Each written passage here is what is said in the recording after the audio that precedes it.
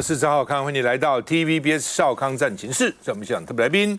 严卫慈议员、陈世轩议员、尹乃菁小姐、马文君委员、王玉明委员、罗志强委员。洛杉矶暴动还没有平哦。洛杉矶市长就宣布，洛杉矶几个地方呢宵禁。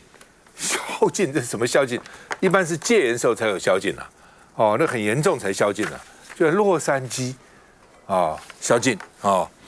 那当然不是整个洛杉矶，但洛杉矶很大，整个大洛杉矶上面1000万人呢、它有几个地方宵禁哈。川普呢要征兵2700人，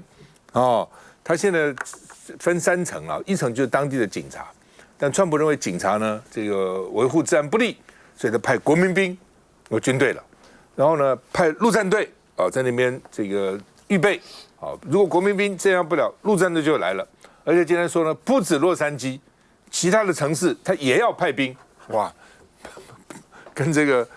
真的跟内战一样哈！你怎么会想到说在美国，这是美国吗？这是我们认识的美国吗？哦，这是我以前读书的美国吗？那这个川普啊说呢，他绕过了暴乱法，派了700个陆战队到洛杉矶去啊。那另外呢，昨天还听说500个人准备，今天到700了哈。然后呢？这个军队进驻洛杉矶，说烧掉了，就是这些部队啊，什么花钱要花了40亿哦台币了哦，美元大概是1亿多美元哈。川普说加州这些示威者是畜生哦，洛杉矶变成垃圾堆哦，他就理由嘛，为什么派这个陆战队去，就是因为那些畜生在那边捣蛋啊、哦。那另外呢，加州州长说，川普叫做独裁式的疯狂，已经疯了。哦，这个封是为什么？什么样的封呢？是用独裁的方式来封哦。那另外呢，白宫回应加州州长，被吵起架了哈、哦，说呢民主遇袭哦，就是民主被你们这个破坏了啊、哦。而且呢，这个川普说，这个不排除动用叛乱法，要长期驻军镇压示威。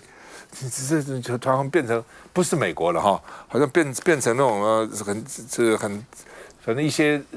怪里怪气的独裁的非洲啦、拉丁美洲啊，然后这个好像变成特别拉美那边常常很乱啊，变成拉丁美洲国家哈。加州申起禁制令，说川普不可以，州长不要求他就派国民兵，法院把他驳回。但是法院驳回不是说这个把他真的驳掉了，是说呢在目前哦这个不受理，但是要开听证会，看看两造怎么说。但是在开听证会之前。还没有做最后的裁定之前，暂时驳回啊、哦！而且呢，这个加州的纽森说：“你不要看我们加州，加州不会是最后一个啦，其他州变成他的目标了。哦，22个民主党的这个州长执政的地方，川普可能都会搞这个事情了啊。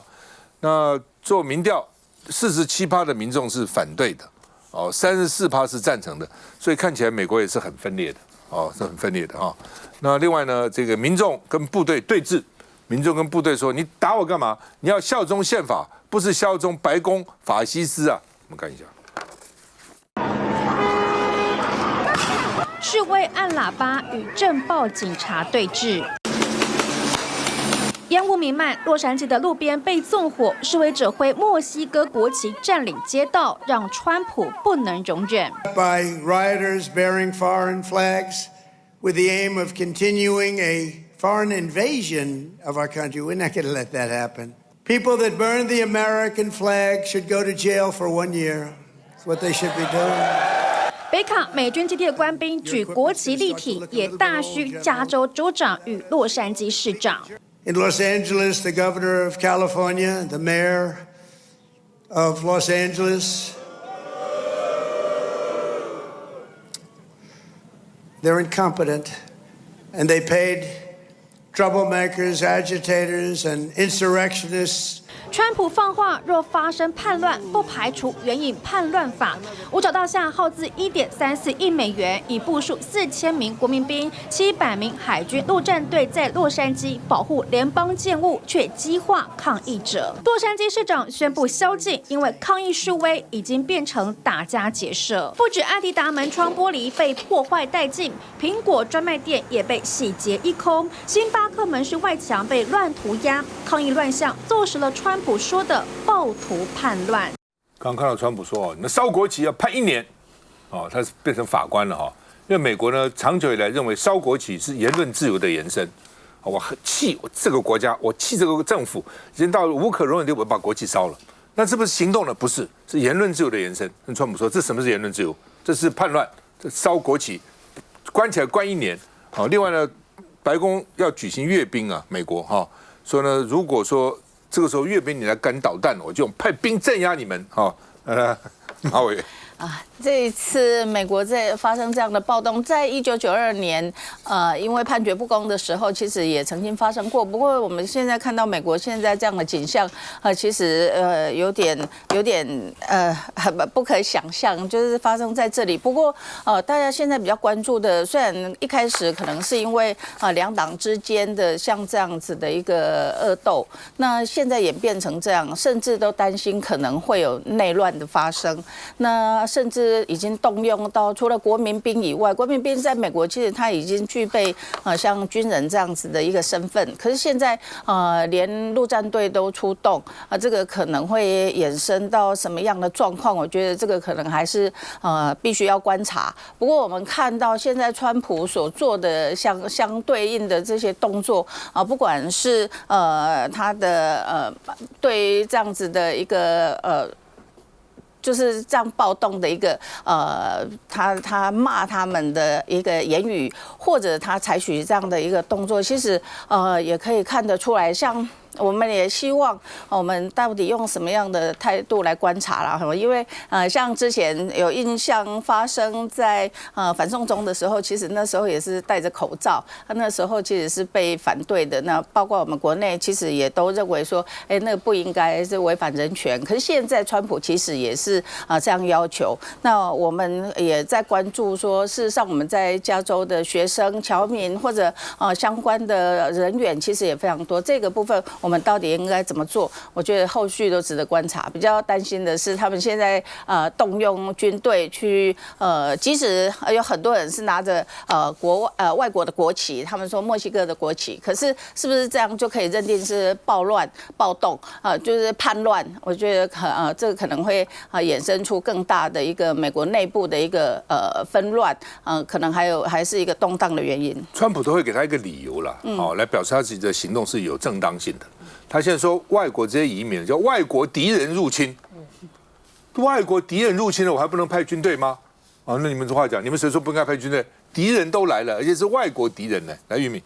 我觉得美国是一个民主国家，之前大家说美国的伟大是因为它包容。然后民主的荣辱嘛，很多移民都到了美国，所以他壮大了整个的国家。但是现在川普呢，他展现一个独裁者的姿态，好像只有真正道地的美国人才是美国人，其他你外来的我一概都不认哦。之前还一度无限上纲到这个其他国家的学生，我也通通都不认。所以刚刚那些画面的确大家看起来会觉得说，这还是大家想象中的美国吗？他对于这个自由、对于包容、多元的精神，好像在川普执政底下都不见了。那这一次的事件越演越烈，我觉得是还有加了政治的因素哦。大家要知道，这个 LA 洛杉矶呢，长期以来这个是民主党的天下，包括现任的这个州长纽森他也是这个民主党，洛杉矶的市长也是民主党，所以对川普来讲。你谈话不港动就是在政党立场上面有很大的差异，在价值观上面也有很大的差异。所以你看这个州长的反击，就是说你是对于民主的这个侵扰跟伤害然后就指控川普你就是个独裁者，你滥权。那这个川普呢，他们白宫反击就是说，那你就是道道地地的无能啊，是因为你无能我才要派军队啊，所以等于两造的这样子的一个政治立场的相左跟冲突，然后呢让这件事情好像没有办法收尾所以你看州长他是诉诸这个司法，他要法院出来这个帮忙但是现在法院暂时没有站在他这边，那所以他手上可用的工具看起来也蛮有限的，那加上川普这么的强势。我觉得这个州长他面临到的压力应该会蛮大的，但是川普他这样一个举动，我觉得也是自己点火，因为本来这个可以有警察，你让州长好好处理，真的处理不好，我再出手，那这个就名正言顺嘛，那他不是一开始就介入，那现在其他州开始点火，开始抗议，这样的一个浪潮会不会因为这件事情就是更延伸哦，造成川普他自己在治理上面的困扰。我觉得这个是川普真的要想清楚的，就是执政不是只有镇压，不是只有打压，不是只有说啊你跟我立场不一样，然后我就用一个非常强势的手段，必要的沟通，我觉得这个也是很需要的。那很重要是要站在美国人民的利益嘛。这个美国国家的这个形象，在这一次当中，我们看到，我觉得是有受伤的，它的民主形象其实已经受伤。好，那么这个纽约也不是现在不是只有洛杉矶、旧金山、纽约、芝加哥很多其他地方啊，也游行啊、抗议啊都出来了哈。那另外呢，德州州长宣布我们要部署国民兵啊，因为德州是很共和党，我要部署国民兵。来，志强。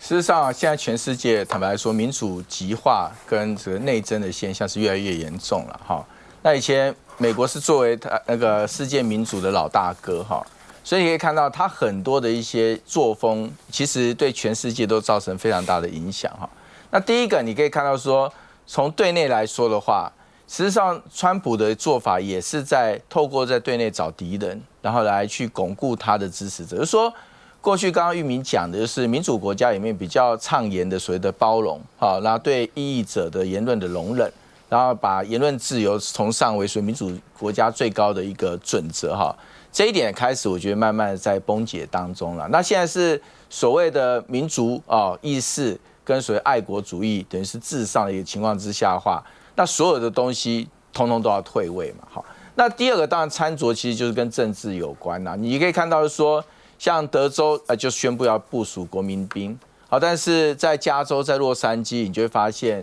那川普的措辞就很重啊，对，连这个废物都讲出来了，然后直接就跟这个地方政府两边就开始对干。那地方政府骂川普，那川普也骂地方政府啊。这种对立其实就是把党派之争，透过这个所谓内部意识形态的裂解来开始进行所谓党派之争。那当然，美国本身如果内部开始出现这种状况的时候，事实上你也看到说，过去当美国输出的所谓的美国价值里面很大的一块就是所谓民主价值。但如果美国自己没有办法在民主过去它所谓传统的典范型的民主价值去巩固的时候，你就会发现其他的跟着美国走的民主国家，你会发现一个一个开始变样。就是这个民主极化，它其实不是一个单一现象，它已经像一个传染病一样。那有时候你也不能讲说是美国传染给大家，搞不好是其他国家传染给美国，就是相互的循环。就像是放在台湾也是相同的状况。台湾其实你会发现这个是中央跟地方之间的摩擦，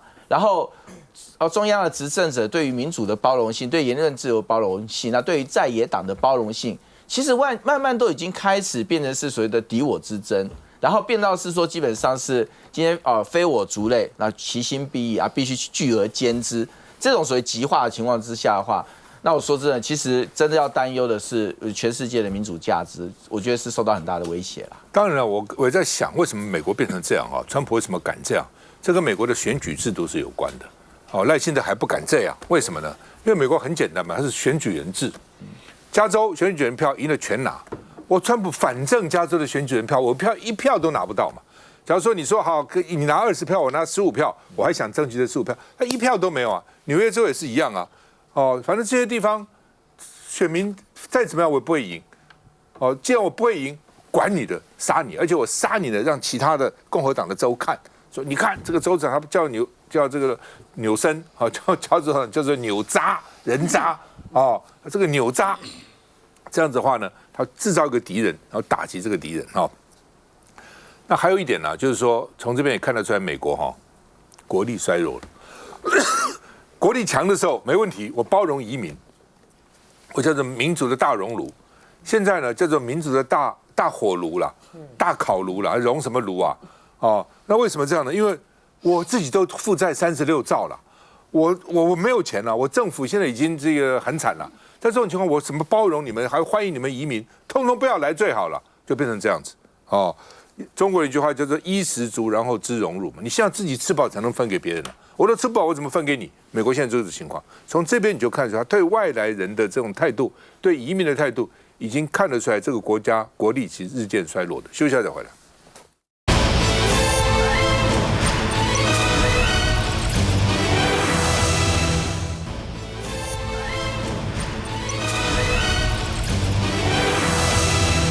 好，美中在伦敦展开2天的磋商，第一天谈了6个小时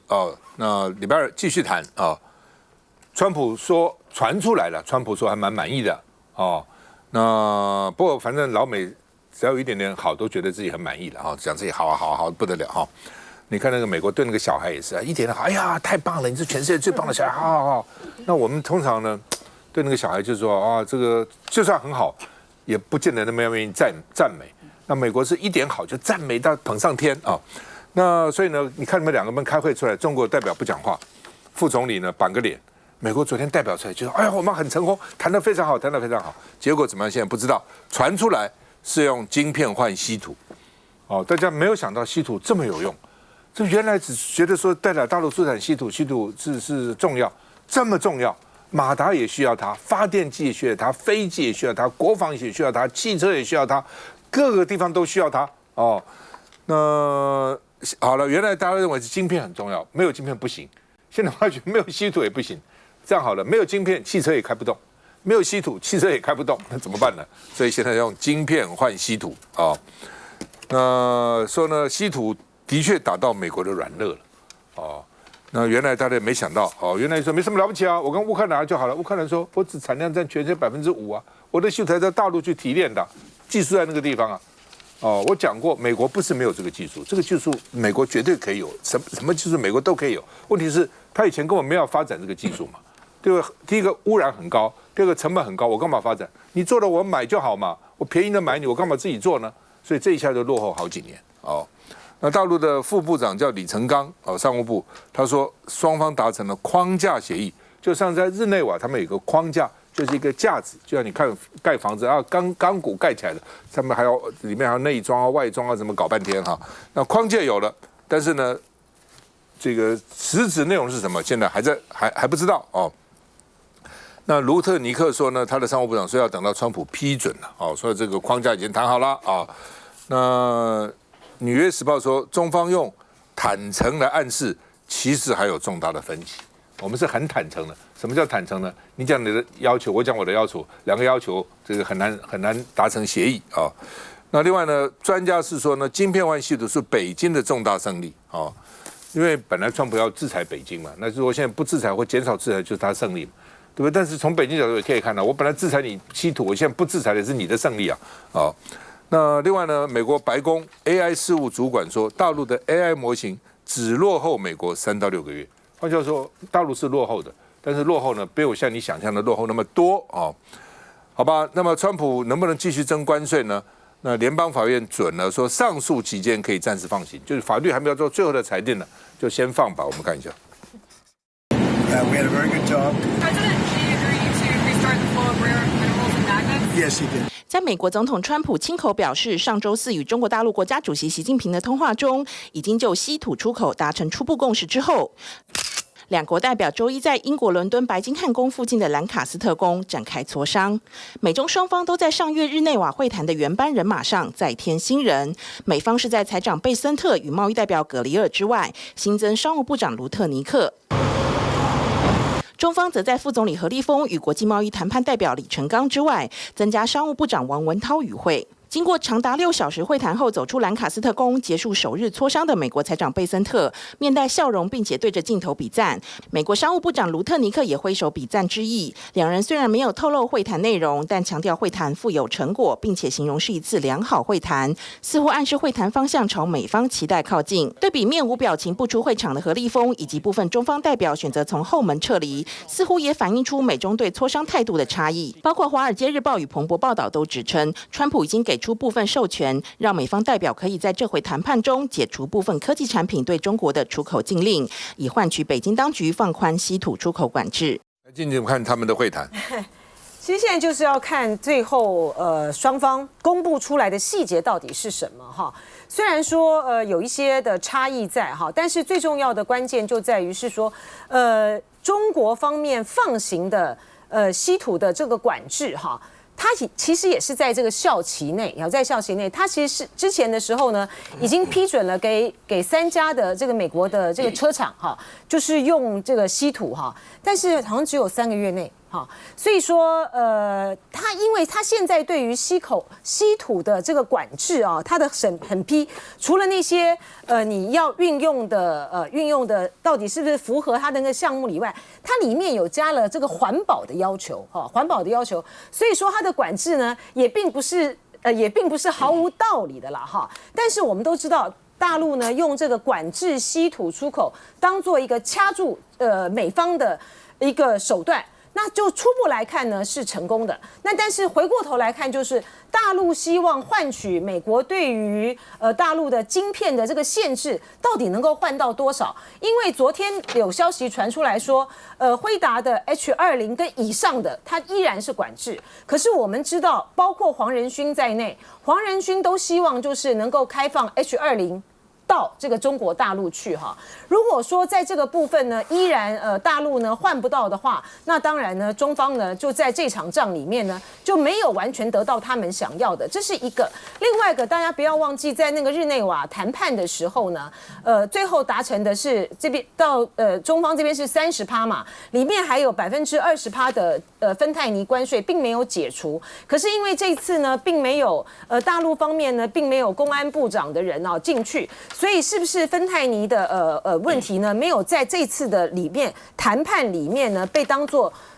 至关重大的，所以还是要看他们公布出来的协议内容哈，才可以知道说到底彼此之间让步啦，或是妥协了多少。不过我这边要强调一点啊，就是昨天在中美伦敦的会谈的时候，看出来《人民日报》呢看出来任正非的访问哈，越开放越进步啊。他特别讲到的几个重点呢，第一个就是美方要用像这种晶片呢去掐住这个中国的这个脖子是做不到的，因为他就说那个软件啊，他现在中国方面他们用这个数学呢取代这个摩尔定律哈，然后用这些的计算呢来去打破哈，就是说现在的华为的晶片虽然说是整个的晶片还是比美国呢差了有一代哈，但是呢这个地方要卡住他脖子是做不到的。但是呢他要强调的是中国呢越开放越进步哈，我觉得这是第一点他要传递的讯息，就是说如果在中美的谈判之中呢有任何的看似好像是中国让步，其实不是，而是要求取一个更开放的环境，让中国更进步。另外一个呢，有个基辅日报啊透露出来的讯息，可以看出来说美国对于稀土有多在意。他就说美国政府呢要求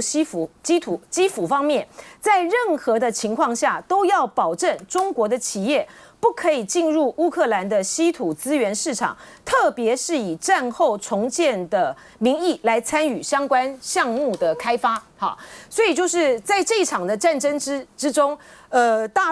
美国呢是彻底的体会到。它的晶片未必能够掐住中国的脖子掐多久，可是中国只要在稀土的管制上面不放行，美国很多的企业都会倒成一片。通常啊，任正非是躲起来的，不太接受访问的了啊。前2年他非常很特别的接受访问，我想也有政策的责任哈。他主要刚刚就是乃进呢，他说我要用数学来比我物理的不足，用非摩尔来补摩尔的不足，用呢。很多的这个计算来取代我可能单一计算的不足，就是我一个可能打不过你，但是我有这么多的这个数学家、科学家这个理论物理家，然后我加起来我可以弥补不足。所以虽然我比你落后，但是呢也不会落后太多，我可以用其他的方法有点勤能补拙的味道了哈。来吧，这个到底他们谈的到底怎么样？大家看，而且台股这2年都大涨嘛，台积电大涨。所以原因也是觉得，他们谈的好像还不错，所以反正激励了台股上涨哦。那这个魏慈议员，我们看到这个美中的谈判那其实一直持续嘛，那这当中有各种的起伏，高高低低。那我认为，其实看到一个就是说，这个为什么两边一定要坐下来谈？就说我们过去从这个全球化的时代，现在各国保护主义兴起。那可是确实，我们大家都发现说，你要从这个极端跳到极端，发现实务上面做不到啊。因为各国其实在全球化的过程当中，无论是相关的原料、零组件、贸易的条件，那甚至就说这个外汇等等，其实是互相交流，然后互相这个交错，非常的复杂那所以无论美国、无论中国愿不愿意，他们都势必要坐在这个谈判桌上，一定要继续谈下去。好，那我觉得美国为什么要现在要来这么积极来做这件事情？第一个，他当然希望他可以，不管是让他的这个霸权可以稳定，他的第一要做的事情，就是在国际的谈判上面要来制定这个议程的主题啊。他来主导这样子的议程，那可是我们看到说，那实务上面，当然就有各种来来回回，那当然再加上川普的这种各种在他的决策上面，确实有的时候会让人觉得有一点摇摆，或有一点突然。那可是对于双方来讲，除了在国际谈判上面彼此都要留颜面，也要早下台阶。我认为对于美方跟中国而言，从上一趴的新闻可以看到，其实双方的内部压力都是非常大的。那世轩，这个我想刚刚乃金姐提到这个是在之前在日内瓦的时候90天的这个协议美国从145降到30%，中国从125降到10%。就我个人在看伦敦这个所谓的框架共识，就是在内容上面还没有太多的共识，只有框架。那这个协议到底是为了什么呢？这个共识为了什么呢？我认为是在争取时间。所以我觉得从美国对于中国用晶片管制，中国用稀土来当做筹码，这已经是这两大国的王牌对王牌了。那刚刚前面讲到的，不管是外患或者是内忧，两边的内部都有非常大压力。比方说在德国有一家公司叫 Novian Magnet， 像这种企业它已经产生了它的磁铁短缺，它内部国内是有非常大的压力的。所以说，美国川普他这样能够盯多久，这是一个很大的问题。那对于中国来讲，它全世界的稀土69%是中国来制造，所以在这两边大国用这样子的方式去对抗，我觉得坦白讲，在短期内我还看不到太明确的结果。但是外患这个内忧外患是确实现在在美国不断的在上演的。我们可以看到，刚前面在讲到的街头上面的这些抗争等等。其实我最近听到最多的声音是什么？台湾的留学生准备出国的时候，其实家长以前只有一个观念，送美国。可是这个想法其实一直不断的在改变，大家开始去思考说，我们是不是应该要送澳洲、加拿大，还是否安全？为什么？因为大家开始逐渐的觉得说，美国似乎不这么欢迎的这些移民，或者是这些留学生，甚至在美国内部到底是不是安全？这个其实是非常非常伤害美国在世界所谓刚刚前面提到的这个民主老大哥的这个地位，我觉得对他们本身来讲是一个很大的伤害。休息一下再回来。